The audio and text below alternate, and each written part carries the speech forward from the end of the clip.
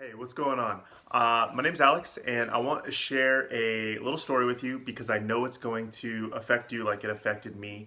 If you've ever gone through a time in your life when you feel really uncertain about your purpose, or you feel kind of like you're stuck in a rut, you know you want change, you know you want to be doing something bigger than what you're currently doing, but you're not exactly sure how that looks, this framework that I was taught works really well. It was one of those happy coincidences where I found myself sitting in a room with a ton of other successful people. I honestly was looking around, kind of questioning how I even belonged in that group. And somebody got up on stage, a really well-known, very successful person. His companies probably do 50 million a year. He impromptu gets up and presents something. I don't believe he was the founder or the original creator of this methodology that I'm going to show you here in a minute, but he taught it to the whole room. And the thing that was the most profound to me, other than like the framework itself, was that all these people in this room are like incredibly successful. He's having them go through this exercise, and he pauses and he's like, "Okay, write down what I just taught you in the next 5 to 10 minutes or whatever." And I'm stumped. Like I have no idea what to write down. I'm just looking at a blank piece of paper. This framework he like drew out for us, which I'll show you here in a minute. I don't even know like what I should be putting here, and it just like hits me like a ton of bricks. Like I'm so lost, right, with like my vision and what I want to be and my story, because I truly believe every one of you have a unique story that you need to tell, your legacy, and this framework kind of helps with that.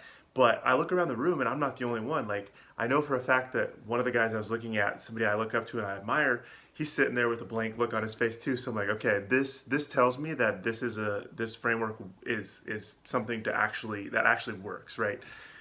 It's not just some kind of cheap trick where you can throw out some strategies in it. It just looks sexy or it looks cool. Like this is something where you have to go deep. You have to understand yourself, your motivations, why you do what you do. And so what I want to do, this is kind of an awkward angle to teach it, and it's better if I like actually write it out and illustrate it kind of in the way that he taught it to me. Again, I'm not an expert with this. I simply want to document it because it had a really profound effect on me. So I want to kind of pass that on, and then if it helps you, that is awesome. And so what I'm going to do is I'm going to switch and head up to there, and I'll teach you guys the framework as I was taught it. All right, so see you there. All right, so now that we're up here on the computer, I'm going to do the best job I can at teaching you this framework just like I was taught it. And let's just dive in, okay? So again, the ultimate goal for this is to understand how your personality and your character you can understand it and use it to propel you and push you in the right directions with big decisions. And then I truly believe every one of us has a unique story, and knowing how your character fits into that story is an awesome tool to have in your tool set, right?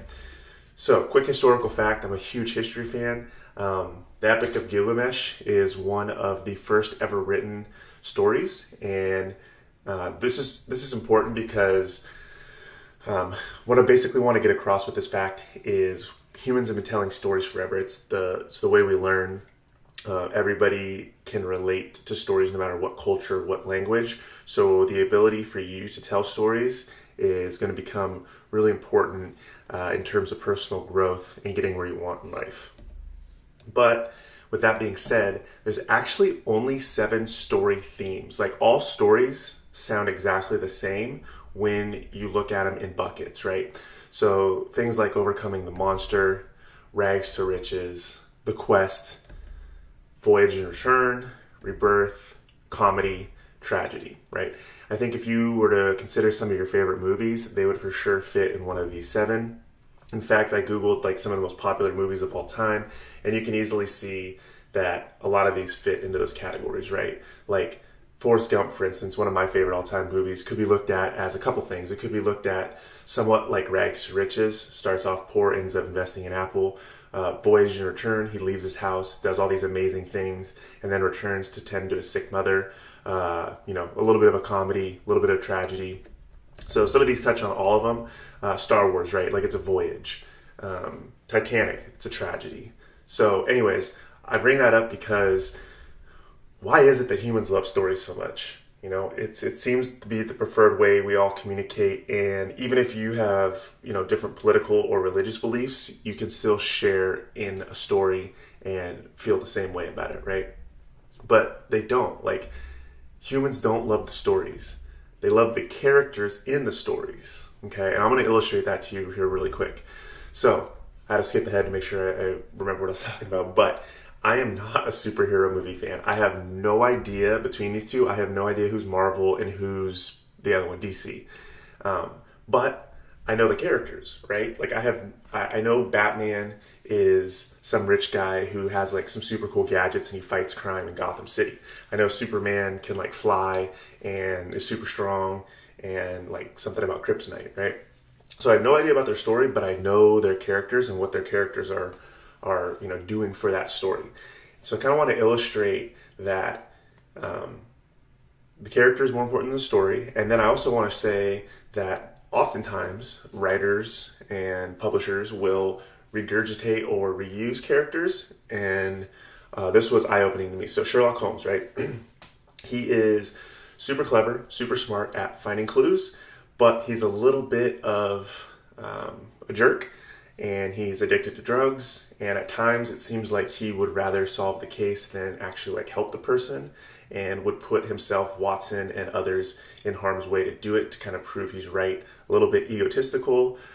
So that character is just House in the show House, where he solves medical mysteries. I mean, it's the exact same type of character development, story, all overlap, right? So I think I'm in my point there. I could show you a lot more examples if you're interested. Just reach out. But the key to great character development, it's not necessarily the backstory. It's not necessarily, this or that. It's the conflict that the character has internally and externally. And that is kind of the nexus for this framework that I'm going to teach you. So let's get started. Let's jump in. So the end result is this. It's called the character diamond. Again, I'm not an expert in this, not the person to create this, was taught this by a super successful entrepreneur, and I believe he learned it from an even more successful entrepreneur, so I'm just here to kind of pass that down because this was really profound to me. All right, so I'm gonna take you through all four corners of this, kind of put it together, and then I'll send you a way to start thinking about how it applies to you in your life. So at the top, we have the North Star. This is your unique superpower. For an example, like for Superman, it might be that he can fly.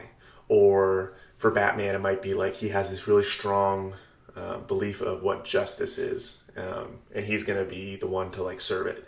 So for you, this one's hard, right? Like you have to think, what do I do that, 5% of the rest of the world probably doesn't do or doesn't look at the same way? It can be different things. And it doesn't have to be something like over the top. It could be like, I'm really good at listening to people when they have a problem or something along those lines, okay?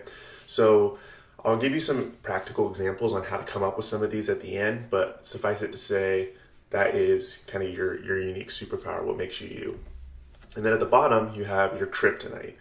Okay, so this is it's almost the direct opposite of your superpower, but just like with a different flip. Like it's almost like a disguise, right? Like your kryptonite very well could be your superpower, but you're just like not good at it, or it holds you back oftentimes. So for instance, like for me, my superpower is I love researching and I love learning. Like once I kind of learn a little bit of something, I get bored with it and I want to go learn something else. So that's my superpower. But then my kryptonite is at times I can take too long to make decisions because I'm always analyzing. What's the saying? Paralysis by analysis. So it's just kind of a disguise, right? It's just like the flip of that when you take your superpower too far. So think about your kryptonite. It could be that you listen to people, but then you don't give feedback, or you don't, tell people you're listening. So they're not thinking you're listening. You're just, spacing out, right? So anyways, that's kind of a bad example, but your kryptonite should be something that is almost the opposite of what your superpower is. And these are internally, like, this is where the internal conflict comes.